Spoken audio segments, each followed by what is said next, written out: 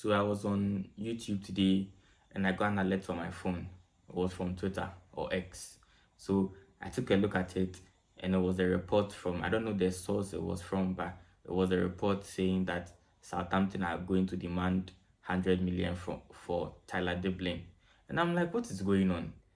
Normally, he has a lot of room for improvement, seeing how young he is. He's 19 years, so he has a lot of space to improve and all that. But then, normally, clubs charge that amount for players who are, having a very, very good season.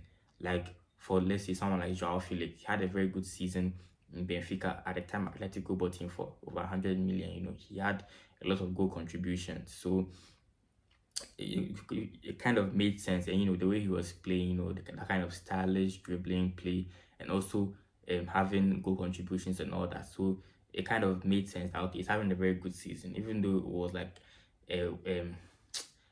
like what did they even say, Seth? Like a wonder season or something like that. Yeah, but it was a good season, so it made sense. But then, this guy is not even really having a good season, and you can understand because he's in Southampton, they're at the bottom of the league, and yeah, they are that bad. Every team is just smacking them left and right. They're going to get relegated, so you can understand why maybe his output is not really up to par, and you could argue that if he goes to a better team, he might do better. But then my point is the fact that he's young doesn't mean you should demand that kind of money. If you want to keep the player, just say it outright. We don't want to negotiate for him. Like I'm not going to negotiate for him. We want to keep him or something. But then if you put a price out there, then it's like, what is going on? Like it means you are open to selling him, but at that price. And they say they value him 100 million. But this guy has 2 goals in 25 appearances. He started 17 games, if I'm not wrong. He has 2 goals in that amount of games. And you begin to ask yourself, is that the standard? So if you have a young player, and he's a forward too, so at least you should expect more from him. He plays as a right midfielder or right wing, or a part of a double in front of a attacking midfielder. He partners someone up top. So you expect more from him. And if it is just, how young he is that determines that okay, let's take 100 million for him, and that is insane. And I feel like this all goes back to PSG. They started all this inflation of players and all that because Barcelona wanted to keep Neymar. They didn't want to sell him because he was that good, he was talented and all that. But he wanted to leave and go and make an influence of another. And PSG, because they were willing to pay that amount, I think it was a release clause or so, and they paid the release clause. That is what caused everything. And now teams were demanding outrageous amounts of money for certain players that you'll be like, what is going on? This guy is not worth that amount. Previously, if you see big money moves, if you think about it, yeah, it makes sense. Like Ronaldo to Madrid, it makes sense. It's Ronaldo. Pogba to United. Pogba is a good player. Like take away all the off-field drama and all that. He's a very good player. He's very talented too. Look at Bale to Madrid. It makes sense. Like most of the transfers that were big money made sense. But then right now you look at things and the kind of money some teams are demanding for players is absurd. Look at Gonzalo Ramos to PSG. That's crazy. Even Kvaratskhelia to PSG was crazy. 80 million. He's not worth that amount in my opinion. But maybe that's my opinion. Maybe you might think he's worth that amount, but I don't think he's worth 80 million. But then anyway, I think PSG is the cause of all this. They're just doing crazy things. Look at Joao Neves. I think it was 100 million or so. Look at Chouameni. Chouameni is definitely not worth 100 million.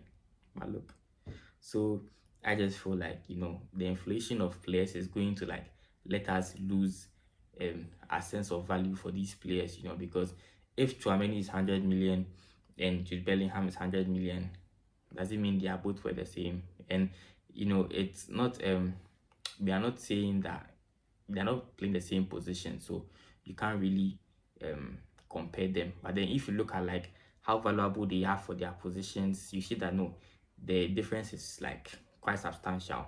So it doesn't really make sense, does it? And if you look at how much City bought Rodri for, and look at how much Madrid bought Chouameni for, like you get it. Rodri is way ahead of Chouameni. So you think about all these things, then you start to wonder what's going on. Personally, I'm starting to hate transfers because every team just wants big money at this point, especially the teams that are in it for just business and don't really care about trophies like that. Like Dortmund, they are more of a business team. They don't really care about trophies like that, in my opinion. Benfica too are more of a business-oriented team. Maybe they'll compete for their domestic trophies, but then for the other ones, I don't think they really care about it. Or maybe it's not, I don't think it is like an objective for the coach. Maybe just, improve the players and, maybe compete for domestic trophy, something like that. I don't think they have an aim to maybe get to quarterfinals of UCL. I don't think it's part of the coach's objectives for the seasons. So you look at all of this, then you just like start to wonder what is going on. Personally, I'm wondering what is going on because I'm seeing players being bought for these kind of prices and it's upset. Look at Darwin Nunes like this. Look at the kind of the amount of money Total has been spending on players. Look at Caicedo. Caicedo is good, don't get me wrong, but is it worth that money? Over 100 million. Is it really worth it? So that's what I have to see. These teams are kind of inflating the prices of players and it's kind of messing up the whole football world. So because teams are buying players at a higher price now, they are using more of the revenue that they make and it's kind of also affecting FFP regulations. Look at what happened in January. Man City bought Marmoush for 80 million. Maybe because it was in such short notice and all that, maybe that's what helped the price go that high. But 80 million on the player in January. That doesn't really happen, It hardly happens. Maybe unless Dembele to Barcelona. I think that happened in January, if I'm not wrong. But it hardly happens. So I don't know. The transfer window is getting messed up. And if someone buys this guy for 100 million, then anyone can go for 100 million. Let's just put all the kids up for 100 million. Let's put Ferguson for 100 million. Ferguson from Brighton. Let's put him up for 100 million. Let's just put everyone for 100 million because right now that is the standard at this point. But let me know what you think in the comments. Don't forget to like the video, subscribe. I'll see you in the next one.